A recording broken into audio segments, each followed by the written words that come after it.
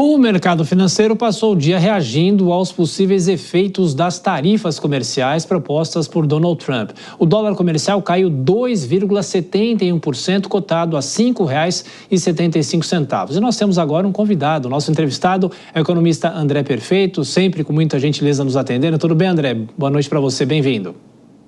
Boa noite, sempre um prazer falar aqui contigo, Thiago, aqui. Prazer é nosso. Bom, mais cedo eu vi, inclusive, um vídeo que você passa para os seus seguidores, fazendo uma avaliação sobre essa questão tarifária, inclusive questionando. E o Brasil? Como é que fica o Brasil nessa história? Agora, o mercado financeiro também reage. Eu vi mais cedo também uma análise apontando que o mercado chegou a fazer uma reação hoje sobre um possível abrandamento dessas tarifas que o presidente americano deve fazer contra o Canadá e o México, no quintal lá dos Estados Unidos. É muita especulação ainda, André, ou já temos alguma sinalização do que pode efetivamente acontecer, se é realmente uma efetiva guerra comercial que estamos entrando, mais ampla até? Eu acho que tem algumas dimensões que a gente tem que tratar aqui de forma um pouco separada para depois juntar os assuntos. O primeiro talvez seja o seguinte: vai sobrar para o Brasil essa guerra comercial? O Trump vai olhar para a gente?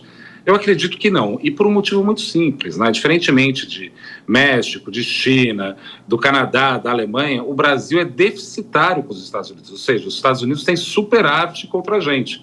Então, dentro da lista de possíveis prioridades ou alvos do Trump, não me parece, a primeiro momento, né, que o Brasil esteja aí na mira, na alça de mira do Donald Trump. Isso é uma questão.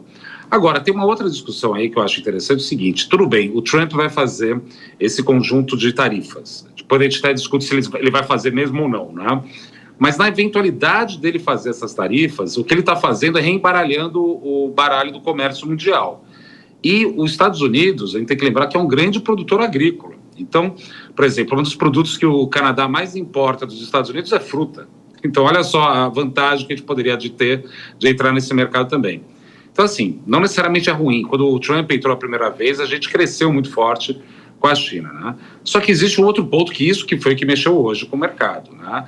Que o Trump recuou a respeito do setor automotivo para não gerar um choque de preços logo de cara nisso. Só que, de novo, ele parece que ele vai querer bancar isso daqui a um tempo. O que ele deu foi, assim, 30 dias para as empresas levarem todas as suas indústrias de volta para os Estados Unidos. É uma hipótese factível fazer isso em 30 dias?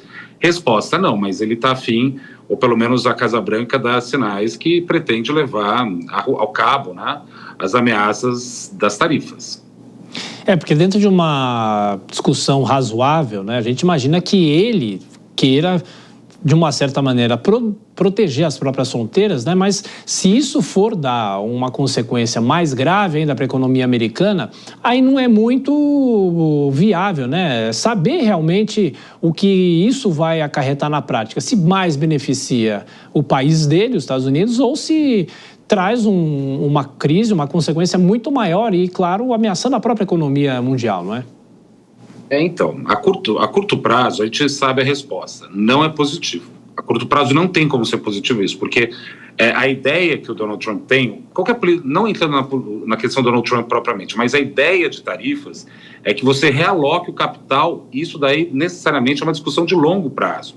Você teria que tirar uma empresa do México, do Canadá, trazer de volta para os Estados Unidos.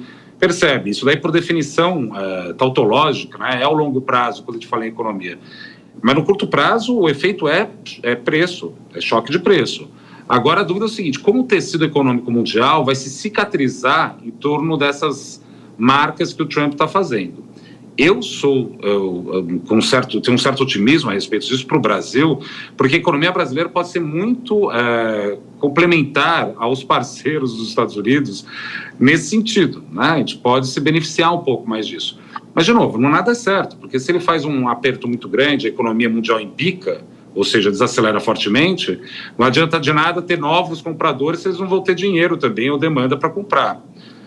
Esse que é a questão na mesa um pouco, mas, de novo, né, tudo mais constante, eu consigo imaginar algum tipo de benefício para o Brasil, se a gente souber jogar as cartas, né? Aí o Itamaraty tem que estar atento, o Ministério da Indústria e Comércio tem que estar atento, e o Ministério da Agricultura, para saber capturar essas rebarbas, por assim dizer, da política tarifária norte-americana. Eu queria te perguntar das consequências para o mercado financeiro nessa quarta-feira. Como a gente já destacou, o dólar comercial caiu bastante, a Bovespa subiu, mas tivemos hoje um desempenho das ações da Petrobras, por exemplo, que foi um mau desempenho, não é, André? A gente teve uma queda também de preço commodity no mercado internacional. Vale notar que é o seguinte, não foi só o real que se apreciou hoje, foi o conjunto das moedas emergentes. Até o peso mexicano, né, que está sendo atacado de frente, acabou se valorizando um pouco contra o dólar. É verdade que o real se apreciou mais, né? Eu acho que é uma percepção que a moeda brasileira talvez tenha alguma elasticidade maior, né, em relação a isso.